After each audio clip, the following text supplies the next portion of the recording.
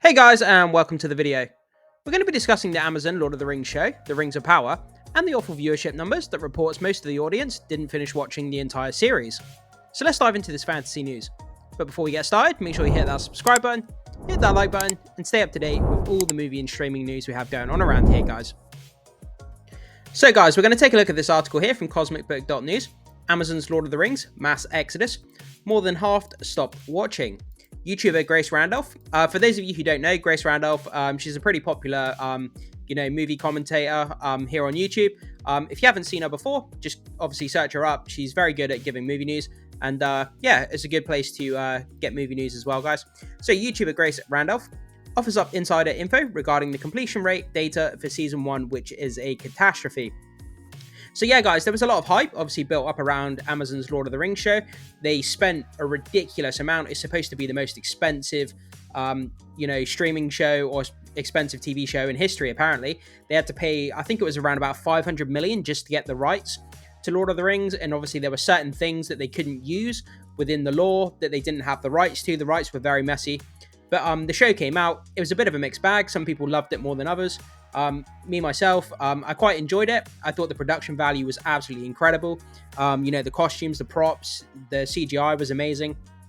But the show just fell a little bit flat. The main character was a little bit unlikable, Galadriel here.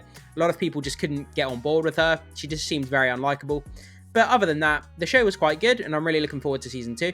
But anyway, guys, let's jump into the article and see what we can learn from it. So, we get some insights into Amazon Prime's Lord of the Rings, The Rings of Power Season 1, as it is said that more than half of the viewers stopped watching the series. Yeah, so that's real bad, guys. If you've got half of your viewership and they can't even make it to the end of the season, that obviously goes to show that they got fed up with it. It just wasn't for them. They stopped watching it. And yeah, that's real bad. Amazon coughed up close to $500 million for the first season, making Lord of the Rings of Power the most expensive TV show of all time, in addition to $250 million just for the rights.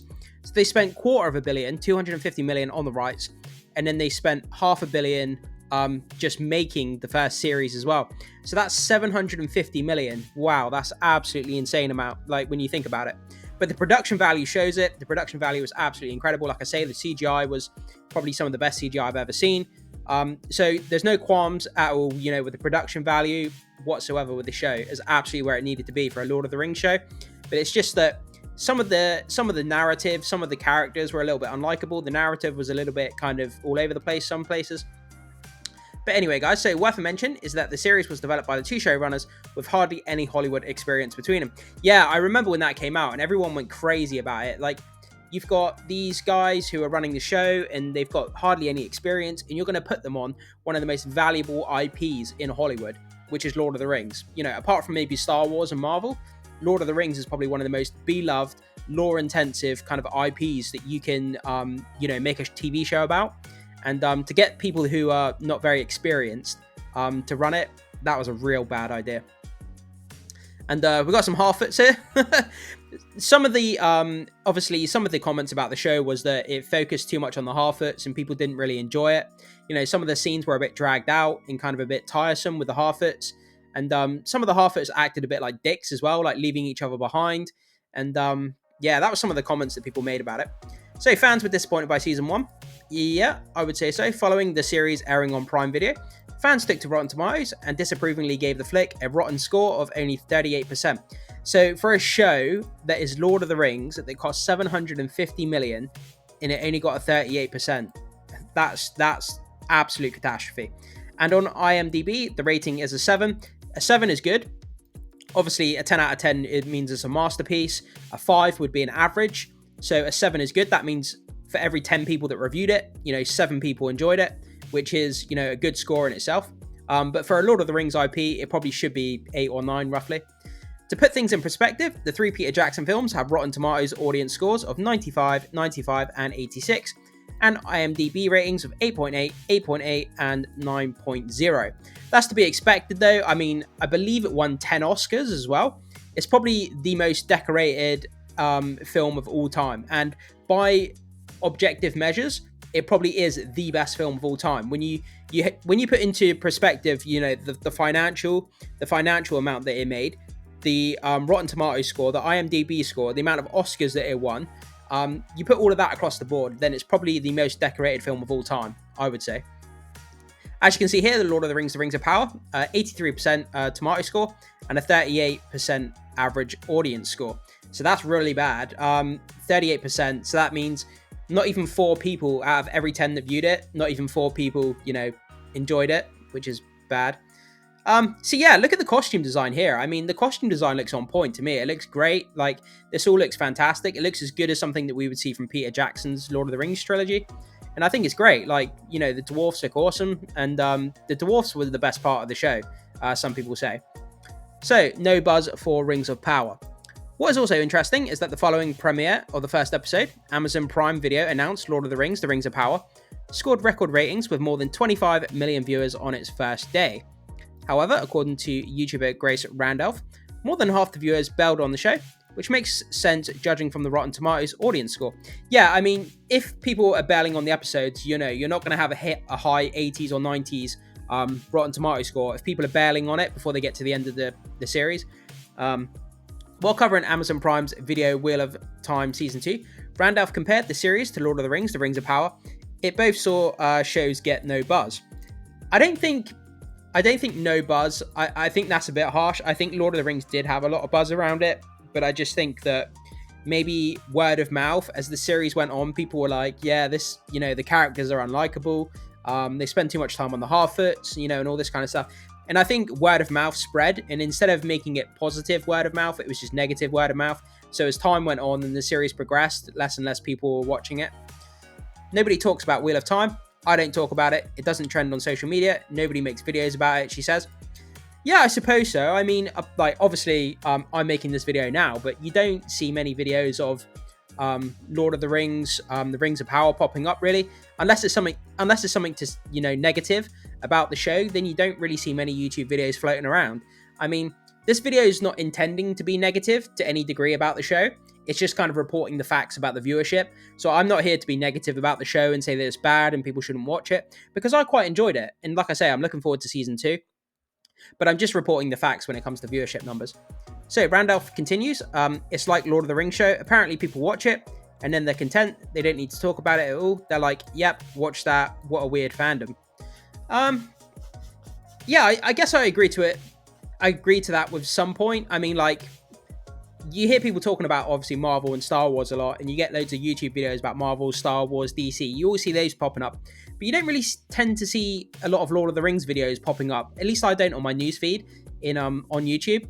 And yeah, it doesn't seem to be as prevalent as a talking point like Marvel, DC, and Star Wars is. I'm not sure why that is, but more than 55% of viewers stopped watching. Regarding the mass exodus of viewers from Lord of the Rings of Power, Randolph says at least 55% of viewers stopped watching and hints at more, as she doesn't reveal the real number due to not wanting to get into trouble. So she's obviously privy to some sort of insider information that she can't, divulge the whole lot of information she's been given. But she's happy to say that at least 55% of the viewers stopped watching at some point. As to what point 55% stopped watching, whether it was episode 2, 3, 4, 5, 6, we're never going to know as to what point that 55% left the show, but it did at some point. So speaking of Lord of the Rings show, that was another ridiculously expensive and turns out stupid deal, she says. I heard the complete rate on Lord of the Rings. I'll just say it was under 45%. So Randolph continues and whispers, it was under that, but I'm just trying to, not get into trouble. So like I say, guys, she obviously knows a lot of insider information. She's a big movie pundit in this space. I think that she has a lot of sources. She probably knows a lot of friends and colleagues and people that probably work within the industry who are probably giving her these figures, whether they're supposed to or not. And she's obviously got information that she knows that she's probably not supposed to be saying. So if its complete rate was lower, that could be 40%. Which could mean 60% of viewers stopped watching or even didn't completely finish watching all 8 episodes.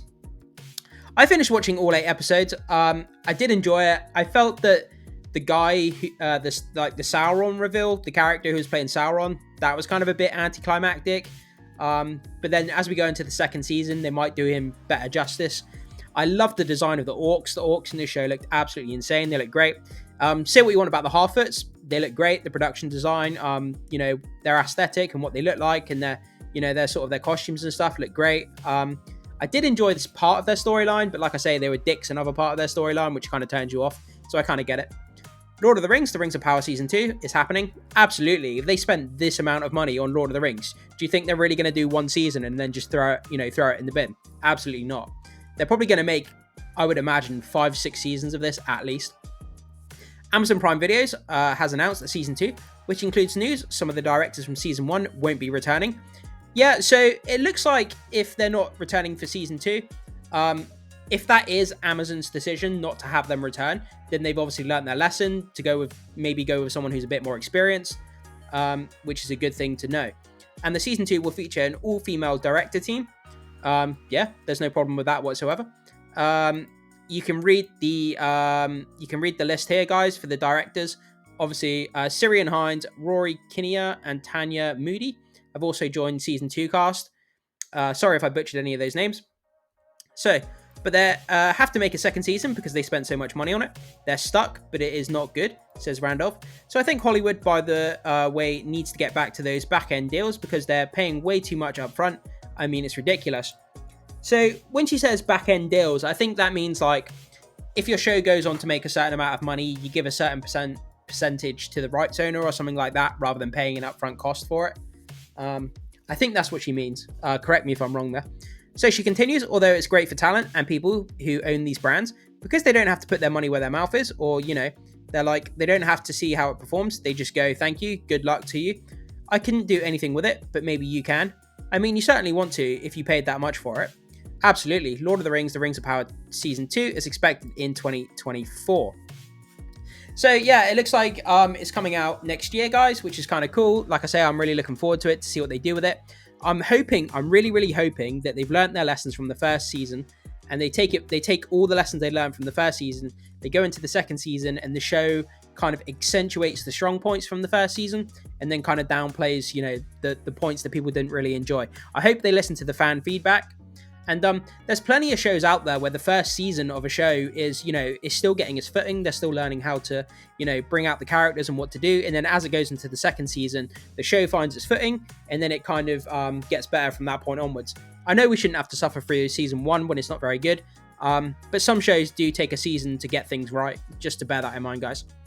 So, Lord of the Rings, The War of the Rohirrim. New projects in development, separate from Amazon. Separate from Amazon, Warner Bros. Is also developing Lord of the Rings, The War of the Rohirrim anime, a new live-action film from Middle-earth Enterprises, which owns the exclusive worldwide rights to the motion picture, games, merchandising, stage, and other rights to Tolkien literary works, including Lord of the Rings and The Hobbit. Yeah, guys, the rights to Lord of the Rings is so confusing. You've got like the rights to the pictures, the motion pictures, you've got the rights to the games, the rights to the TV show, and there's so many nuances when it comes to the rights to Lord of the Rings. It's really confusing. I'll read this again, guys, just so we can get it in the back of our minds.